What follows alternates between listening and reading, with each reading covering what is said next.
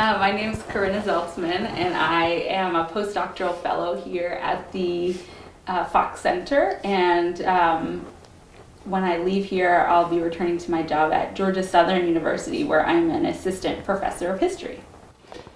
And my name is Amín Pérez. I'm also a postdoctoral fellow this year at the Fox Center.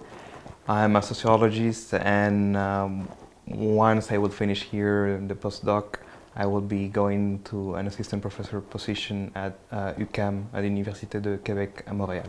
So I've been working on my book manuscript, which is entitled Ink Under the Fingernails, Printing Politics in 19th Century Mexico, and it explores the role of printers in shaping political disputes, the shape of politics, and the contours of freedom of the press across the long 19th century. And I'm working also in a way in intellectual history, where I try to see or to seek the social experiences and political foundations of social theory.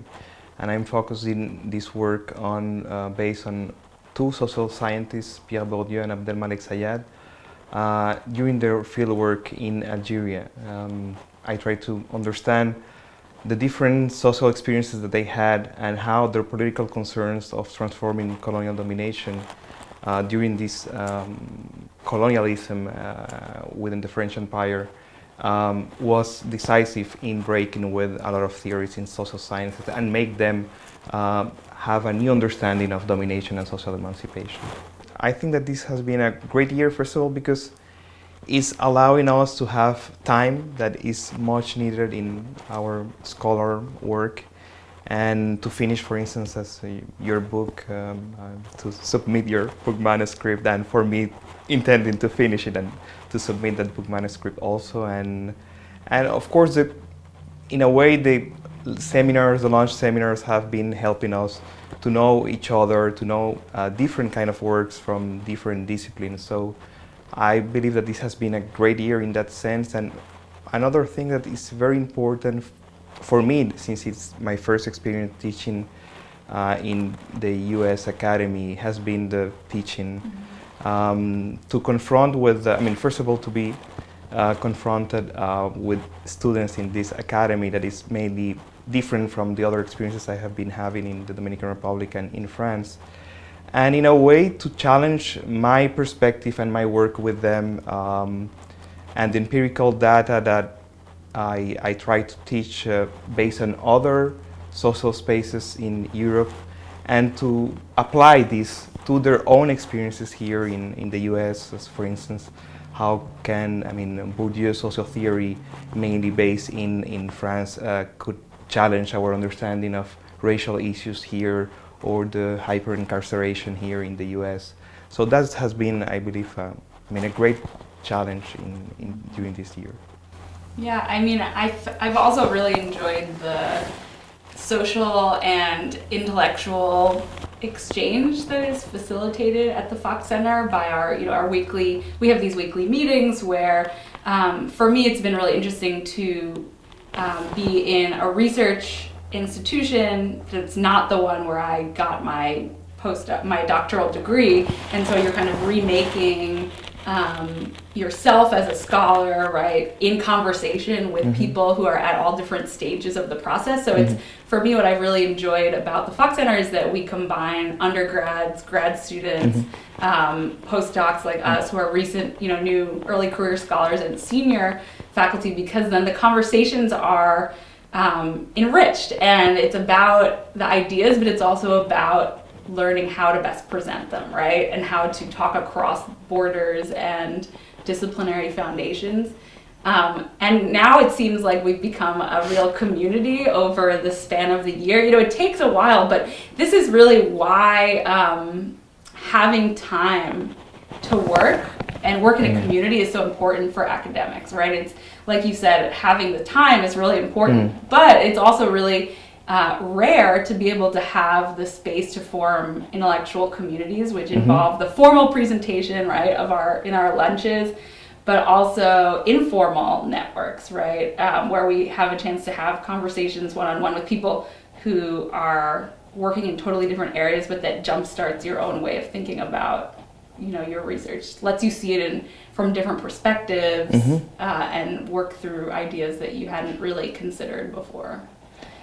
Yeah, and what is also good about this, I mean, it's very fruitful, this collaborative work and during the time, because, I mean, apart from those launch seminars that we have, I mean, our meetings, our help, reading sometimes each other, recommending works, or even for the mock interviews when we were either applying to other jobs. So I think that also the environment that has been constructed here has been just wonderful, and that's also thanks to the people who works here, and in Colette, Amy, Kid, Walter, and so it has been really a beautiful year in that sense about intergenerational work. So it has been great. Yeah.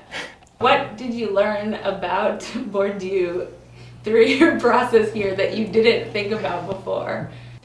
There are different ways in approaching Bourdieu here in the US, and that I have felt while our discussions here in the seminar or within that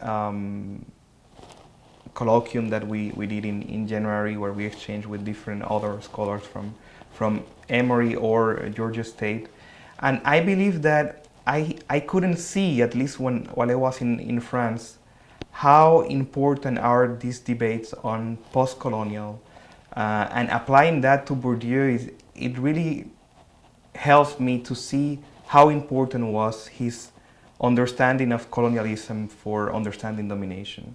And I think that the debates here that we have in the US Academy and that we had with several presentations during the launch seminar had really helped me to see more in a clear way that perspective. And for your work, how do you think that this experience has challenged you?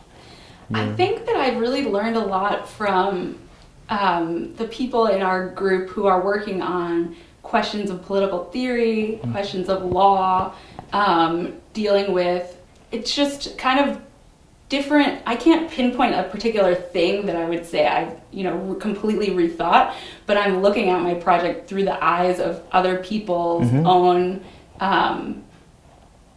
methodological approaches or philosophical approaches, and it's making me turn the problem over from different angles. And so I think it enriches the way I come to sort of frame my project.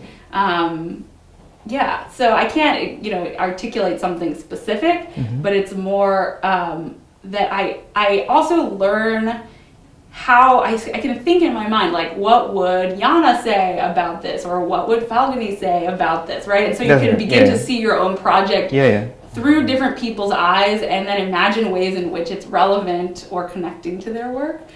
So that, getting outside of your bubble, right, where everybody knows the language, has been really helpful. Yeah, I believe that that's one of the main points that we don't usually see while we talk about interdisciplinarity.